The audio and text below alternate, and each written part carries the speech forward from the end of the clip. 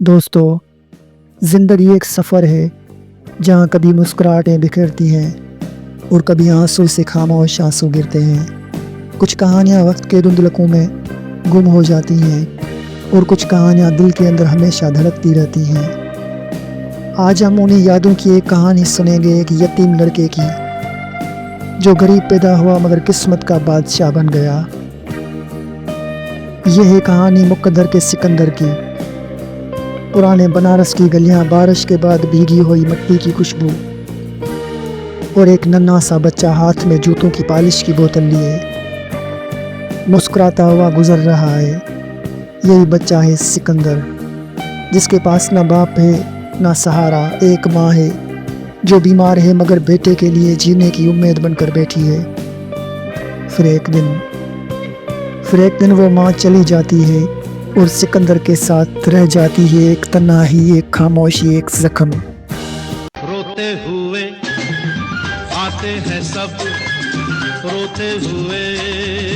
ये वो लम्हा है जहाँ बचपन ख़त्म होता है और किस्मत अपना खेल शुरू करती है। साल गुजरते हैं और वही सिकंदर अब जवान हो चुका है। अब वो शहर का सबसे कामयाब, सबसे अमीर और सबसे बाअसर शख्स बन चुका है। दुनिया कहती है ये है मुकद्दर का सिकंदर, मगर उसके दिल में एक चुप है, एक याद है, एक नाम है, कमाला। बचपन की वो लड़की जिसे सिकंदर ने दिल से चाहा था, लेकिन किस्मत ने उसे किसी और के दिल में बसा दिया। तेरे बिना भी क्या जीना ओ साथी रे। ये वो गीत है जो सिकंदर के दिल की गहराइयों से उठता है। एक खामोश पुकार, मैं सब कुछ पा चुका हूँ पर जिसे चाहा वो नहीं मिली।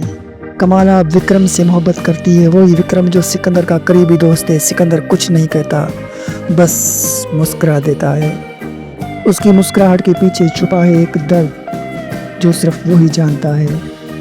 एक मंजर में सिकंदर आईने के सामने खड़ा है, शराब के गिलास में अपना अक्स देखता है और आहिस्ता से कहता है, सिकंदर तू किस्मत से तो जीत गया मगर दिल से हमेशा हार गया।